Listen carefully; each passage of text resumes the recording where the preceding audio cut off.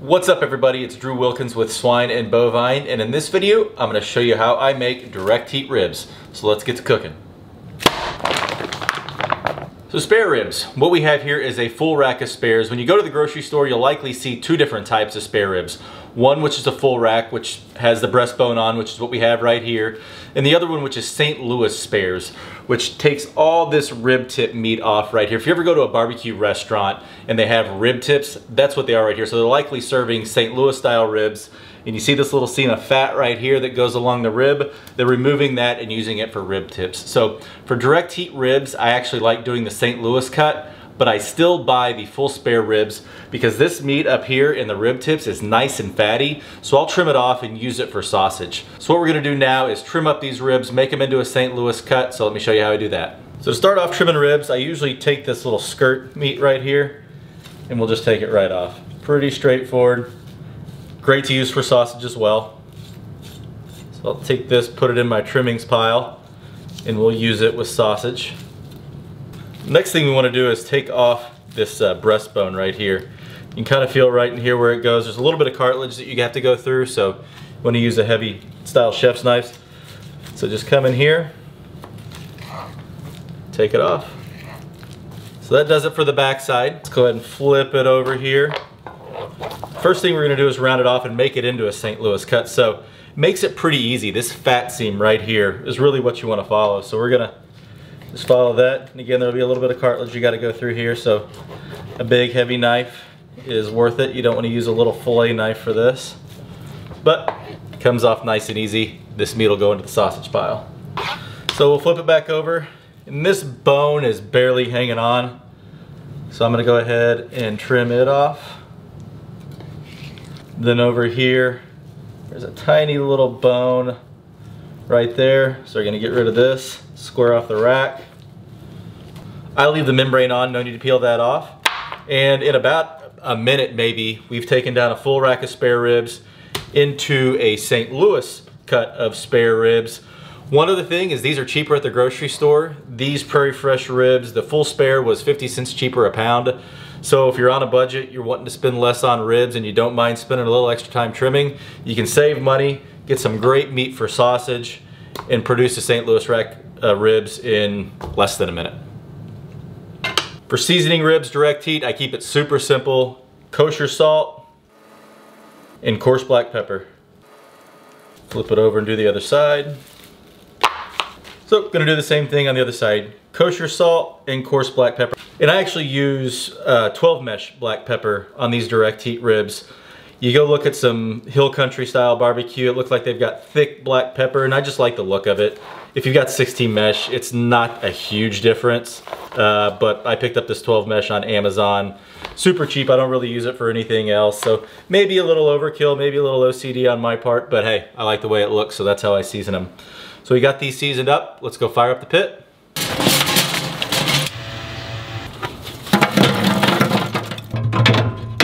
Got the mini chub box fired up. It's running around 300 degrees, so let's get the ribs on.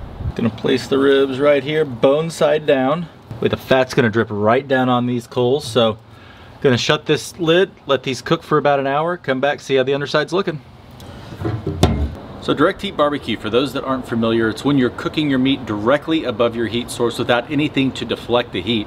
So convectors like you see in Big Green Eggs or pellet grills, how they have the tray running all the way across, that way you don't have direct access to your heat, or an offset smoker where you've got a fire burning in one end, your meat in the other, all that's indirect cooking. Well, with this version with direct heat on the Mini Chud Box Pro here, what I'm doing, but you could also do this on an egg without the convector in place, on a Weber Smoky Mountain. Drum smokers are hugely popular right now, you could do it on those as well. But what this does is it allows the meat to cook high enough above the coals to where it's not like grilling. You're not going to overly burn it if you leave the meat on for an extended period of time, but it allows the fat to drip directly onto the coals. And as you see now, I've got the ribs on, but there's no smoke coming out because we've got lit coals in there, not producing any smoke. There's no wood on it, but as the fat starts to drip down on the coals, it'll create the smoke. and that's a lot of the flavor that you get with these ribs. So it's a completely different flavor from what you get when cooking indirectly. If you haven't tried it, I highly recommend it. Again, you can do it on an egg, Weber Smoky Mountain, drum smoker. If you get an expander for a Weber kettle or something like that, you can probably do it as well with just a little bit of coals in there. So highly recommend giving this method a shot, and stick around and I'll show you how these ribs turn out. 1 hour in, let's see how these ribs are looking. On the underside here, we'll flip them over. Looking good, getting some nice color. So we're gonna flip them meat side down, let them go for roughly another hour again. We'll come back and see how they're doing. But in the meantime, let's go make a mop sauce. For our mop sauce, we're gonna start off with half a stick of butter, 1/4 of a sliced onion. Gonna let the onion reduce down a little bit. Not trying to caramelize it or anything. I don't even know if we could with this amount of butter, but just reduce it down a little bit. Our onions have softened up, so we're gonna go in with the juice of 1 lemon. And 2 teaspoons of black pepper, 1 tablespoon crushed red pepper, 1 teaspoon ground mustard powder, 1 teaspoon cayenne, 2 teaspoons paprika, 2 teaspoons garlic powder, 1.5 tablespoons brown sugar, 2 teaspoons of your favorite hot sauce, 1 tablespoon Worcestershire. And last but certainly not least, half a cup of white vinegar and half a cup of apple cider vinegar. Stir it up, let it come back up to a simmer. Gonna add a little bit of holiday cheer to cut through the acidity. So I'd be remiss not to give Chud's Barbecue a massive shout out for mop sauces and direct heat barbecue in general. I had no idea what direct heat barbecue was prior to his YouTube channel. Learned about it through him, enough so where I wanted to buy one of his Chud boxes or the mini Chud Box Pro. So massive shout out to him, turning me on to mop sauces. This mop sauce recipe, this is actually the first time I've ever measured anything out for a mop sauce. That's what's awesome about them. Make them your own, add things here or there if it's not the flavor you want till you get to the profile where you want it to be. So I actually added a little more brown sugar to this off camera, probably another half a tablespoon worth, just to get a little more sweetness to balance out the acidity. But shout out Chud's, really appreciate your channel and what it's turned me on to for mop sauces and direct heat barbecue, and really just barbecue in general. 1 hour later, see how ribs are doing? See, we're getting this smoke now. That's all from fat from this meat dripping down on the coals. Adds a ton of flavor. So let's see how these are looking. Whew. Ooh boy. Beautiful. Don't have anything to add beyond that. They look absolutely incredible. So let's go grab the mop sauce and hit them with it. All right, time to mop our ribs. Just take a little mop, hit them. Pretty simple, very straightforward. Just mop the sauce right on top of the ribs. You can see we're getting some smoke coming up. Adds a little bit to the color as well. Absolutely delicious. So we're gonna shut this down, let them go for 5 minutes, come back, mop them again, continue that process until the ribs are tender and ready to pull. 5 minutes later, let's give them another mop.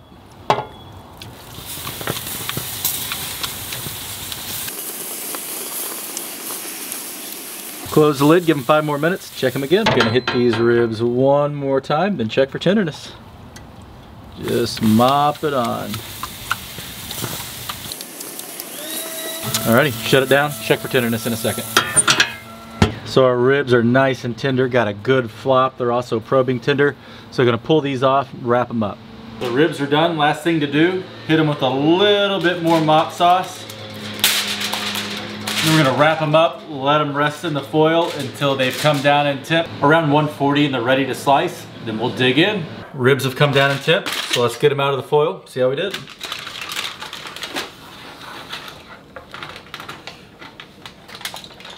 Might as well get this extra juice all over them. They look unbelievable. Very, very happy from a looks and smell perspective. So nothing else to do now other than slice into them and start eating.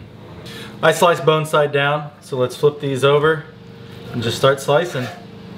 Easy enough, just going through the middle of the bones right here. You've got your guide. Ribs can be tricky. Spares, baby backs, doesn't matter. Hard to tell what direction the bone's going from the top side, at least for me, a guy that doesn't do this for a living. So I like to flip them over, makes it easy, takes the guesswork out of it, and I found I don't lose bark or sauce or whatever when you put them on. See, flipping them over now, they still look really, really good. All right, so time to dig in. And as you can see, there's no smoke ring on this rib. There's no actual wood smoke going through. Again, it's lit coals, it's fat dripping on the coals that produces the smoke. So it's not your traditional smoke, but the flavor, as I'm about to find out here, it's absolutely incredible. So let's take a bite, see how we did.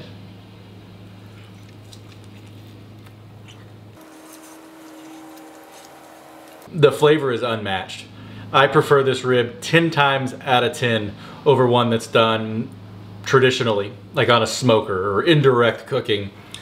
The tang you get from the mop sauce, the flavor that you get from the fat dripping onto the coals, it's unlike any other smoked meat I've ever had. So if you haven't tried this, I highly recommend giving you a shot. I promise you won't be disappointed. Again, if you've got a drum smoker or a big green egg, remove the convector or add the expansion deal. That way the meat is far enough away from the coals. If you have a Weber Smoky Mountain, remove the indirect cooking tray. That way you have direct access to the coals.